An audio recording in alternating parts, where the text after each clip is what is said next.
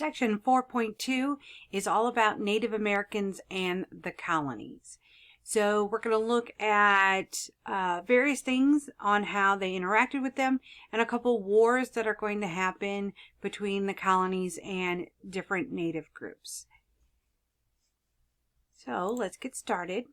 When it comes to native individuals, with colonists and the natives, we know in the beginning the merchants that come from France and the Netherlands, they're going to work with the native population. They're really going to focus on trade, building trading posts to interact with native populations along upstate New York, along the Great Lakes. They're very much that frontier of inclusion that we have, very inclusive of the native population. The English, on the other hand, that frontier of exclusion, keeping them at a distance from them. They have the belief system that they have the God-given right to do whatever they want. That's really going to help perpetuate the racist ideology of the English colonists at that time. Because remember, they fear anything that's different. Well, they fear anything that's different, and they want to just do whatever they want. So they just take land if they see that it's not being used. When it comes to Christianity and the native population, the church has aggressive conversion of Indians. They really want them to change out of their culture and become English individuals.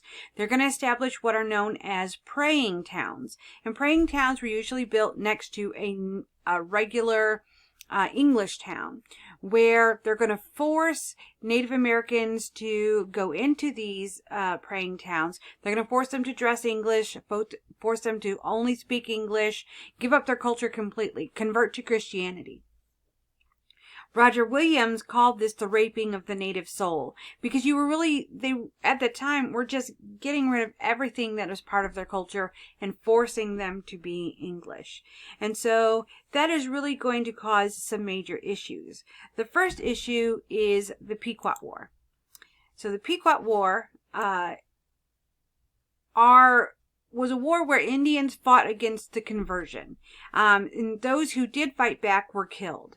Puritans view them as demonic savages, people that are there just to kill them while they sleep. In 1636, they are going to accuse a Pequot native of killing 2 white traders. The English are then going to burn down a native village, killing everyone within it. A man by the name of Chief Sasaskus is going to lead a counterattack. In 1637, he's going to start a war with the English, and they're going to gather allies, and they're going to go about and kill hundreds of individuals. All of the Pequot Nation then is hunted down and gathered up.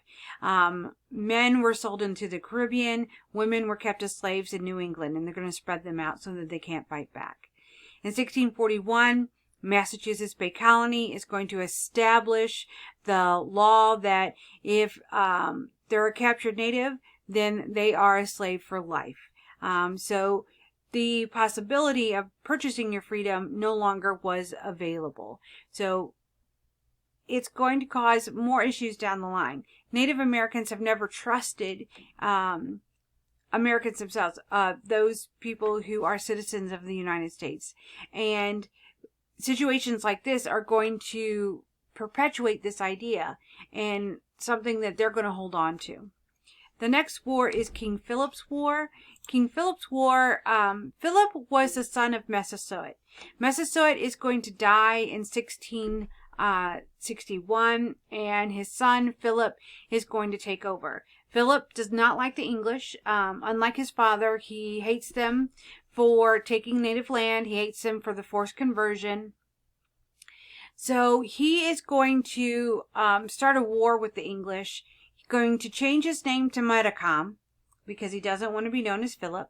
And then he's going to try to gather some individuals that are natives together to fight back. By 1671, there's a lot of pressure from the colonists to give up more and more land, which they don't want to do. In spring of 1674, tensions are super high, and they're about to raid Plymouth when a man by the name of John Sassamon, a native, tells the English what they're going to do. Sassamon is then found murdered in the woods, so Plymouth Colony goes out, arrests 3 individuals that they suspect of killing Sassamon himself, and they hang them in the town square. In retribution, the natives are going to then attack villages surrounding the area, taking out as many as possible.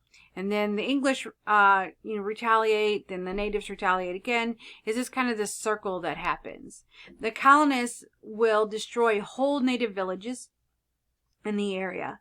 In all, by the time this war is over, 600 colonists will lose their life. 12 towns will be destroyed, some of them praying towns. Over 4,000 natives die. Then anyone who's left from in the area that they suspect being part of this are captured and sold as slaves, including Philip's wife and his son. He's going to run off into the swamps to get away. In July of 1676, his allies are going to abandon him. And then in August, he's going to be found in the swamps and killed. They basically, come upon him, find out where he is, and they just hack him to death. Chop him up into little pieces. So thus ends the war in the war does continue to fight for a couple of years, but in 1678, they finally, Philip's people give up and peace comes to the area. 2 important native things that are going to happen outside of these wars. One, you have the Iroquois Nation. The Iroquois League will be founded in roughly 1124 CE. Is the oldest continuous form of democracy in recorded history. The Seneca, the Cayuga, the Onondaga, the Oneida, and the Mohawk are going to come together, and they're going to create the Iroquois League.